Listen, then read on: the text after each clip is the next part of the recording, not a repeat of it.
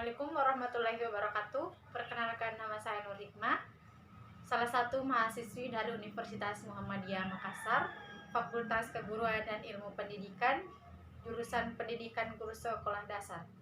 Baik, di sini saya akan menjelaskan tentang materi perubahan wujud benda. Selamat menyaksikan. Jadi, pada materi perubahan wujud benda, di mana perubahan wujud benda sendiri adalah peristiwa perubahan bentuk suatu benda menjadi bentuk benda lain yang berbeda. Ini terjadi karena peristiwa pelepasan dan penyerapan kalor. Dan biasanya ini terjadi akibat tindakan seperti pemanasan, pendinginan, dan pengembunan. Jadi, wujud benda yaitu benda padat, cair, dan gas. Dan yang selanjutnya adalah sifat-sifat benda. Yang pertama, benda padat, di mana benda padat juga memiliki sifat-sifat, yaitu bentuknya tetap, mencair jika dipanaskan pada suhu tertentu, memiliki permukaan atau kasar atau halus, memiliki warna, memiliki bentuk dan volume yang tidak berubah. Dan yang kedua, benda cair. Bentuknya tidak tetap, selalu mengikuti bentuk wadahnya. Yang kedua, bentuk permukaan benda cair yang tenang, selalu datar. Yang ketiga, benda cair mengalir ke tempat yang lebih rendah. Yang keempat, benda cair menekan ke segala arah.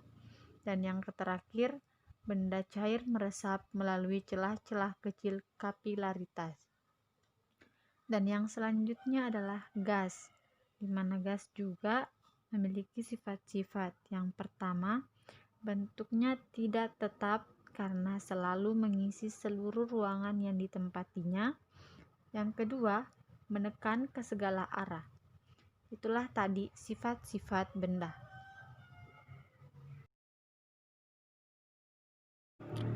Baik, selanjutnya perubahan wujud benda, di mana perubahan wujud benda terbagi atas. Yang pertama, perubahan fisika, di mana perubahan fisika adalah perubahan suatu zat yang tidak disertai dengan pembentukan zat yang jenisnya baru.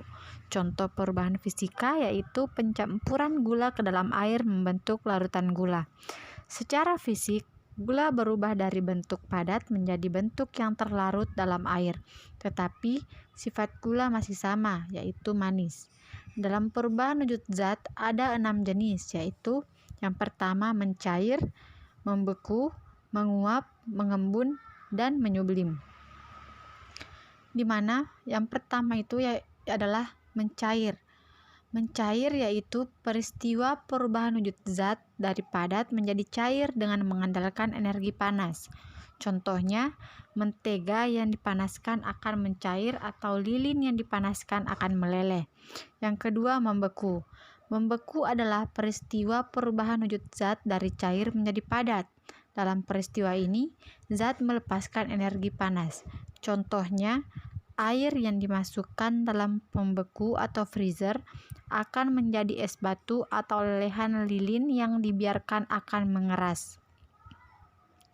Yang ketiga, mengkristal.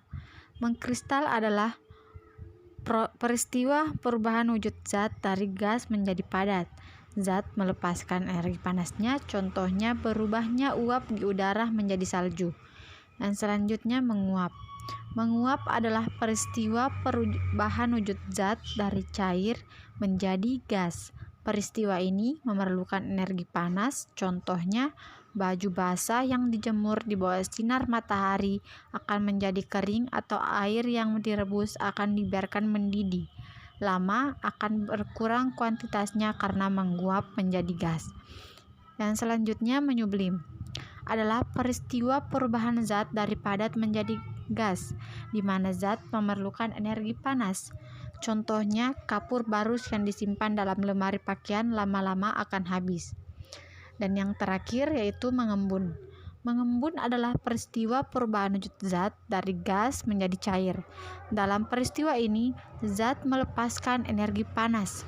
Contohnya, rumput dan tanaman yang dekat dengan tanah menjadi basah pada pagi atau butiran air di bagian luar gelas yang berisi es. Itulah penjelasan tentang perubahan fisika. Dan yang kedua, perubahan kimia. Perubahan kimia adalah peristiwa perubahan pada benda atau zat yang menghasilkan zat baru yang berbeda dengan sifat asalnya.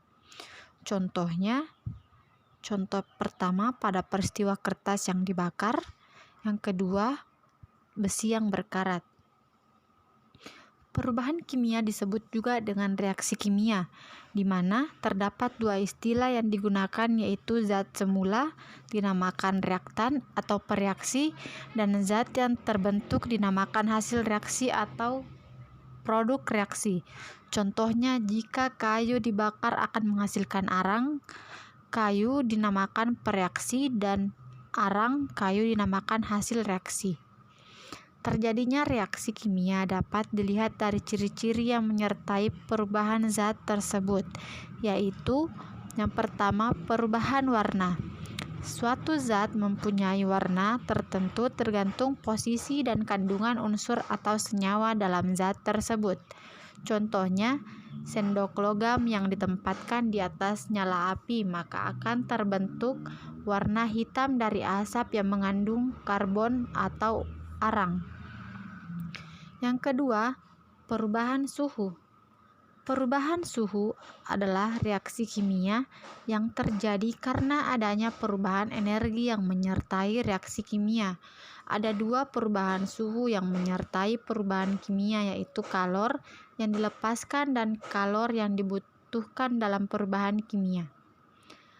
Berdasarkan perubahan suhu yang terjadi, reaksi kimia dikelompokkan menjadi dua, yaitu reaksi eksterem atau pembebasan energi panas dan endoterm atau penyerapan energi panas. Pembentukan endapan adalah suatu zat yang sukar larut dalam pelarut air. Contohnya, reaksi antara perak nitrat dengan natrium klorida yang menghasilkan endapan perak klorida yang berwarna putih. Dan yang kedua, pembentukan gas.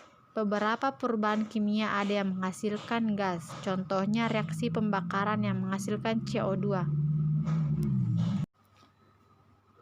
Hal yang menyebabkan terjadinya perubahan wujud benda yang tidak dapat kembali ke wujud semula ada beberapa macam, yaitu yang pertama, pembakaran.